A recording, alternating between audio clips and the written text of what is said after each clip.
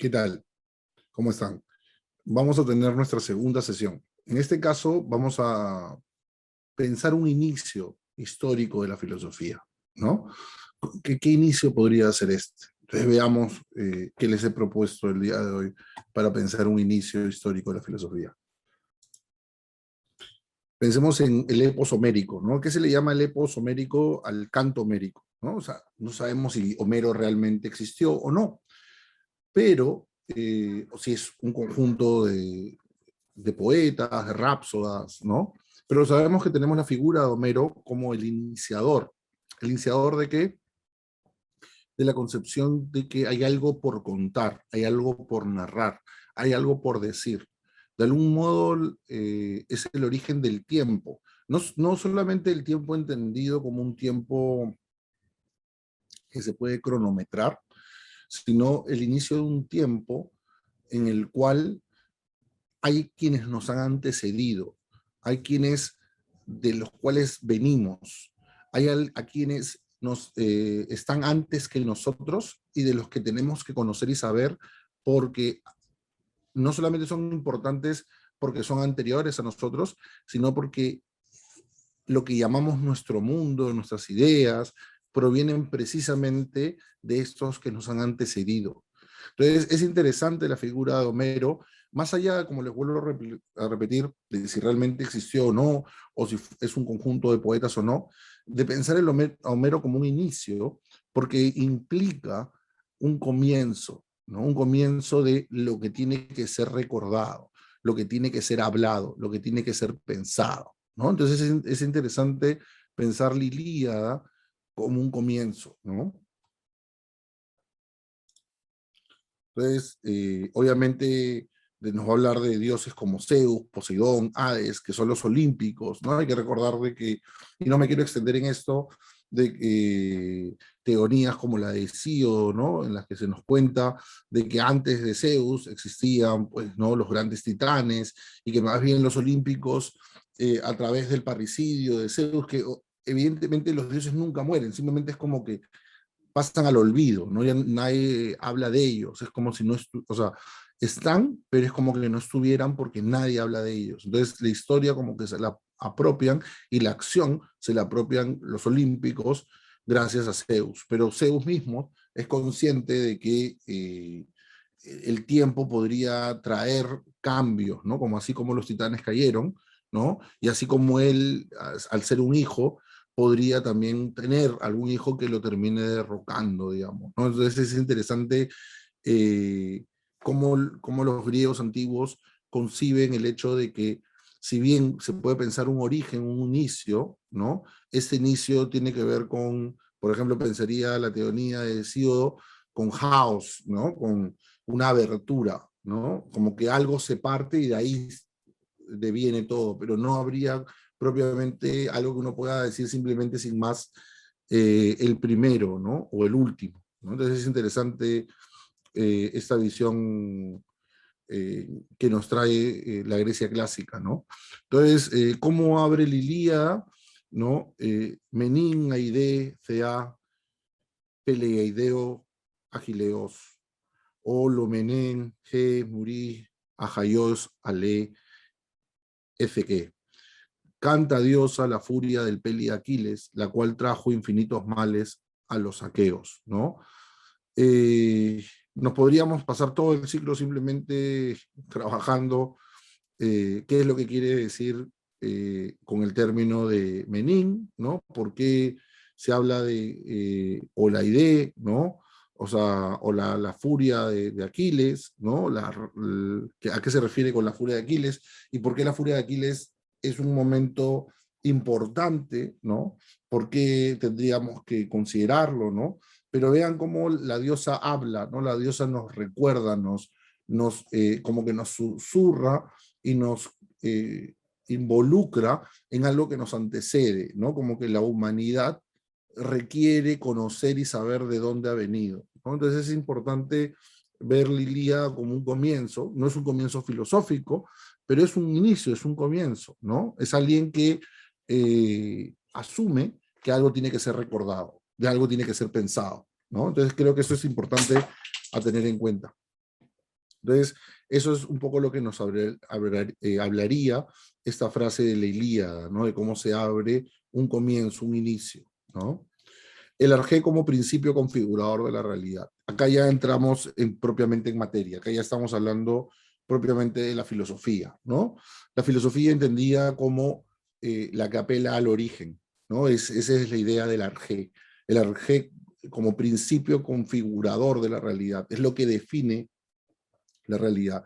Las cosas existen gracias a que existe lo primero. ¿Y qué es lo que antecede a todo? Precisamente históricamente en la Grecia antigua van a comenzar a ver hombres que comenzaron ya no a hacer cantos, sino a pensar qué es lo que le da sentido a todo lo que es. Y ese es el sentido de Arge, ¿no? Por eso podríamos definirlo como principio configurador de la realidad, ¿no? Porque es lo que le da sentido a todo. Entonces, históricamente, a quien se considera el primero va a ser Tales, ¿no? Entonces, para Aristóteles en su metafísica, Tales representa el inicio de un modo distinto de representarse el mundo.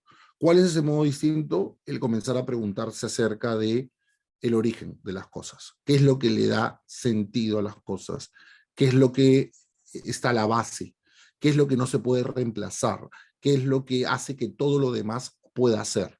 Y acá ya vamos entrando propiamente en materia de lo que se conoce como metafísica, ontología. Todavía no nos preocupemos que no vamos a definir esos términos, pero sí ir entendiendo, y eso seguramente ya en la clase ustedes me preguntarán y háganlo, se los pido, eh, poder ir comprendiendo precisamente por qué la metafísica, por qué la ontología tiene que ver con lo que se llama filosofía primera, ¿no? Se llama filosofía primera porque es lo que está a la base, sin lo cual nada tendría sentido, y por eso es tan importante pensar en ello. Entonces, ¿cuáles son las características de esos pensadores según Aristóteles? Dar conclusiones a partir de argumentos, o sea, ya tienen una racionalidad, y esos argumentos eran proposiciones razonadas que otros individuos podrían evaluar, discutir y estudiar. Entonces, estas características que identifica Aristóteles, vean, no son circunstanciales, ¿no? Evaluar, discutir y estudiar, ¿no? O sea, esto es, lo podemos ponderar, lo podemos reflexionar, lo podemos considerar, podemos estar de acuerdo, en desacuerdo, estudiarlo, debatirlo, incorporarlo en la manera en que pensamos, ¿no? Cuestionarlo en grado sumo. Entonces, pero hay algo que se comparte, y eso que se comparte ya no es simplemente, me parece, lo siento, ¿no? Yo lo veo así. No, no, no, no. O sea, tengo que dar argumentos, definiciones, conceptos, tengo que dar ideas que otras personas puedan también contemplar, puedan sopesar. Y eso es algo importante que va a ir diferenciando y que podemos hablar de qué es el origen de la filosofía en Occidente, ¿no? La idea de que hay algo por pensar. No es simplemente un relato, no es simplemente una historia que se nos cuenta, sino hay ideas que hay que considerar y que hay que asumirlas y sopesarlas, ¿no? Eso es interesante tener en cuenta. Entonces, por ejemplo, hay dos denominaciones para referirse a estos primeros pensadores, considera Aristóteles. Por un lado los voy a llamar los fisicois y los fisiologois, digamos, ¿no? ¿Por qué hace esta distinción? Porque por un lado los fisicois serían aquellos que están más vinculados a entender la naturaleza como una materialidad, y los fisiologois más bien la naturaleza como un logos entendido como un origen, ¿no? No logos como palabra o discurso, sino como algo intelectual, ¿no? Algo que trasciende lo material y que está a la base, ¿no? Entonces, por ejemplo, eh, la frase clásica, ¿no? Se dice que decían que Tales decía, ¿no? Así sería la traducción, por ejemplo, de la doxografía. Hay que recordar que la doxografía, la palabra doxa es opinión, grafos es escritura.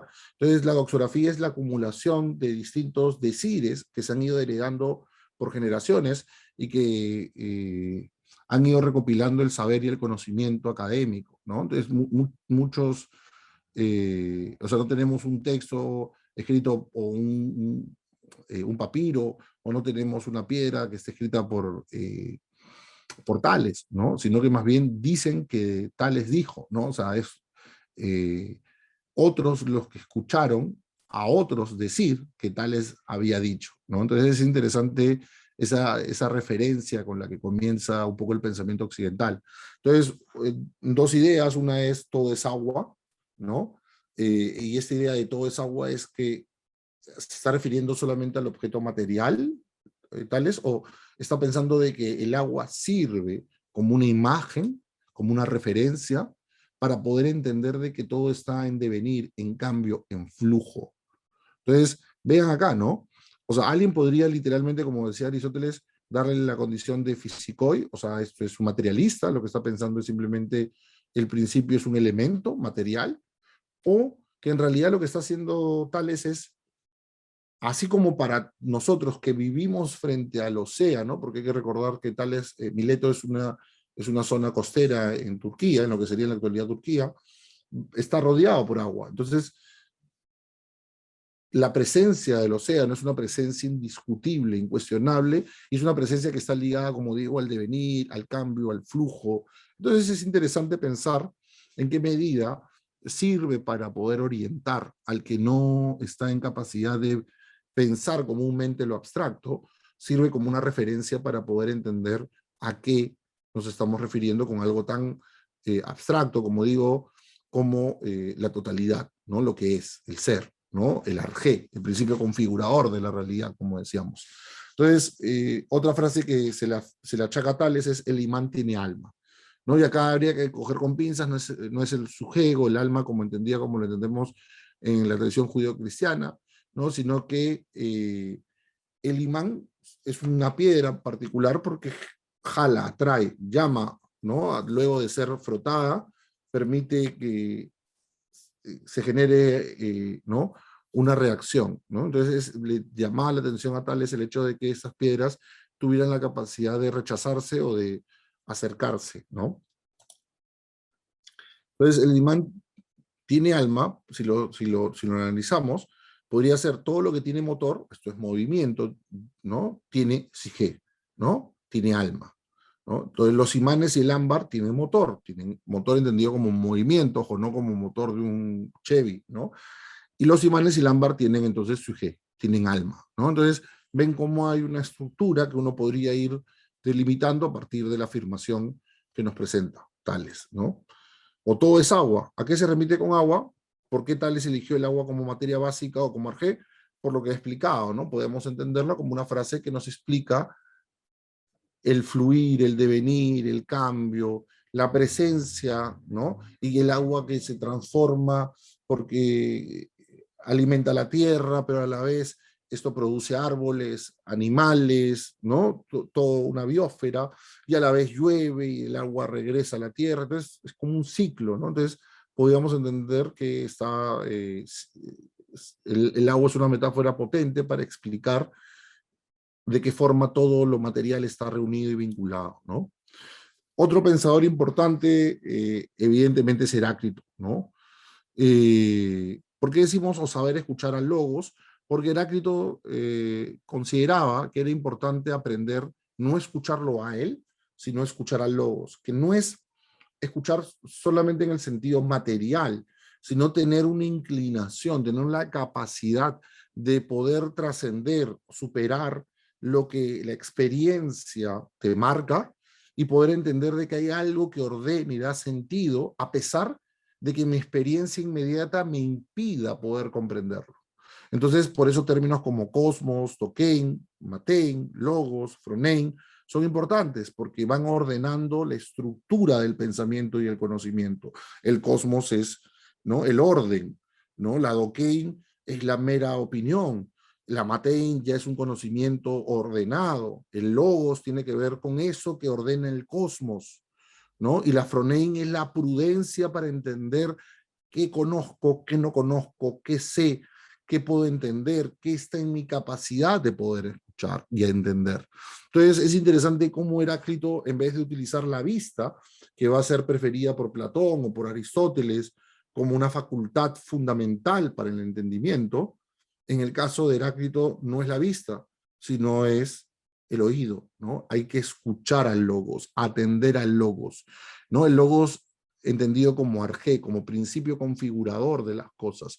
Se lo suele vincular a Heráclito con el fuego, pero nuevamente, como en el caso de Tales, podríamos entender el fuego como una imagen, como una metáfora, como una imagen plástica para poder ayudarse y ayudar a otros a comprender la transformación, la mutación, la destrucción y el nacimiento de las cosas, ¿no? Entonces es interesante no caer simplemente en decir, ah, ya, Heráclito dice que el fuego, entonces no.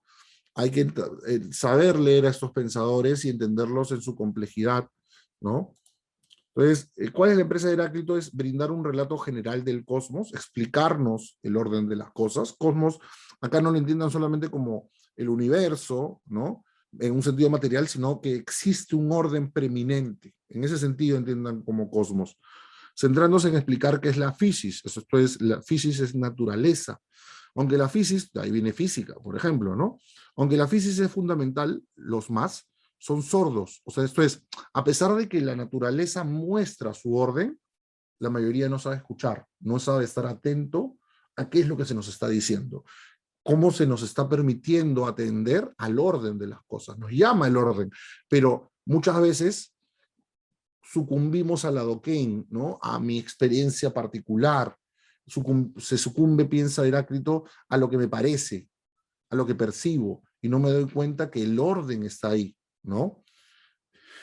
Entonces, por eso se produce una paradoja, pues piensa Heráclito, ¿no? Porque los hombres deben evitar la hibris, ¿no? Para ello deben respetar el metrón, la medida. O sea, los hombres vivimos como si tuviéramos nuestro propio logos, un propio orden. Y eso es un error grave, piensa Heráclito, porque evidentemente no lo tenemos, ¿no? Sino que tenemos que escuchar, atender el logos, ¿no?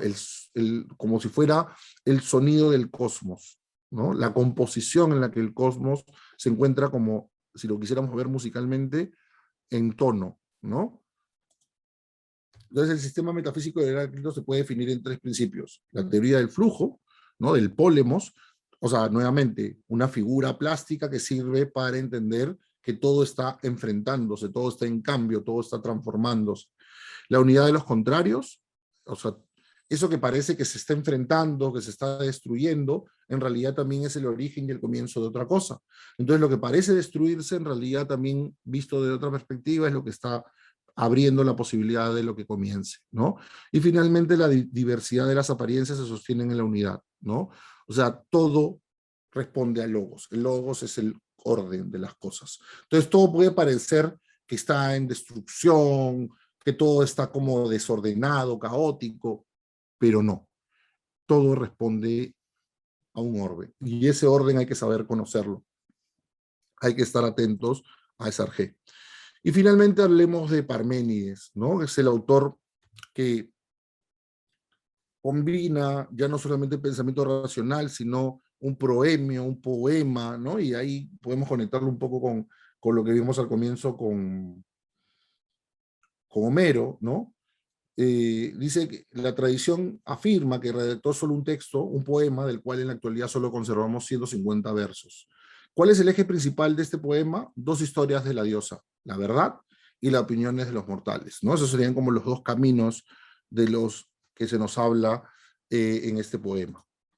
Se podría afirmar que volvemos a la dicotomía que nos presentó Heráclito, ¿no? Entre los que tienen su opinión personal y no saben escuchar a logos, ¿no?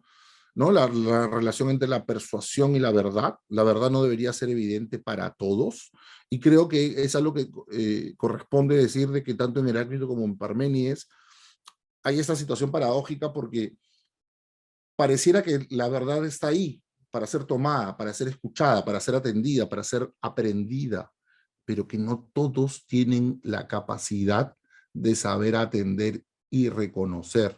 Y esto es importante porque pareciera, vuelvo a repetir, de que está ahí, es sencillo, ¿no? Como que, ¿por qué no lo atiendes? Y precisamente la mayoría no tendría la sensibilidad, la capacidad, la paciencia para comprender que todo tiene un orden y que hay que saber atender a ese orden, ¿no? Entonces, ¿cuál es la lógica deductiva de Parménides? La verdad es indiscutible, La figura recurrente en él es la figura de la luz y la oscuridad, ¿no? La luz obviamente como el orden, como lo claro, lo preciso, la oscuridad como el desorden, como en lo que uno se pierde. Para predicar sentido siempre algo debe ser, entonces solamente el ser es, lo demás no es. Y seguir la otra vía, la que supone que es y que no es, ¿no? O sea, predicar de algo que a la vez es y que no es, no tiene ningún sentido, es un error muy común. Entonces, caso de Heráclito en el caso, perdón, de Parmenides, es muy radical en la idea de la preeminencia del ser. Solamente tiene sentido predicar del ser aquello que es. Lo demás no podía entrar dentro de la discusión, porque precisamente si lo demás puede dejar de ser, puede acabarse, puede terminarse, no tendría sentido enunciarlo como tal, ¿no? Entonces la radicalidad de Parménides, de que solamente se puede predicar de ser, de lo que es, y en ese sentido solamente el ser podría hacerlo, ¿no? Hay que atenderlo, ¿no? Lo que nos dicen en Parménides. Entonces, ¿qué hemos visto hoy? Homero y sus cantos son el inicio de Occidente, eso es indudable. Tales o el inicio de esta forma de pensar, ¿no? De Arge como principio configurador de la realidad, como lo que está a la base, lo que le da orden y sentido a todo, que es una nueva forma de comprender el cosmos y, como digo, la filosofía va a implicar históricamente una forma diferente de aproximarse a la realidad, que tiene que ver con este concepto de Arge, y Heráclito y Parmenides como dos pensadores que plantearon el logos como orden. Tal vez la radicalidad de Parmenides tiene que ver con la forma en que se predica el ser. Ya vamos a ver que Aristóteles tiene una frase hermosa, ¿no? Que el ser se dice de muchas formas. Y esto obviamente resuelve, ya vamos a ver de qué forma, esta visión parmenidia, ¿no? Tan cerrada en que solamente hay una forma de entender el ser. Eso sería todo por el día de hoy. De mi parte, recomendarles algunos videos complementarios. No son obligatorios, no son, profesor, si no los veo, no, si no los ven, no pasa nada. Pero ¿por qué los coloco? Porque creo que a muchos de ustedes podría interesarles aprender, conocer un poco más, saber un poco más. Entonces, en el Internet hay varias cosas de calidad que valdría la pena atender si es que quieren conocer un poco y aprender un poco más. Entonces, eso es todo de mi parte. Gracias, como siempre, por su atención y espero que estos videos les estén sirviendo, les estén siendo interesantes. Créanme que no solamente es que toma tiempo y trabajo hacerlos, sino que creo que realmente es un material que les permite a ustedes volver sobre ellos, escucharlos con calma, ¿no? Y es una apuesta de clase que creo que ustedes van a valorar y apreciar bastante. Entonces, nada, nuevamente agradecerles por su tiempo. Me despido. Muchas gracias.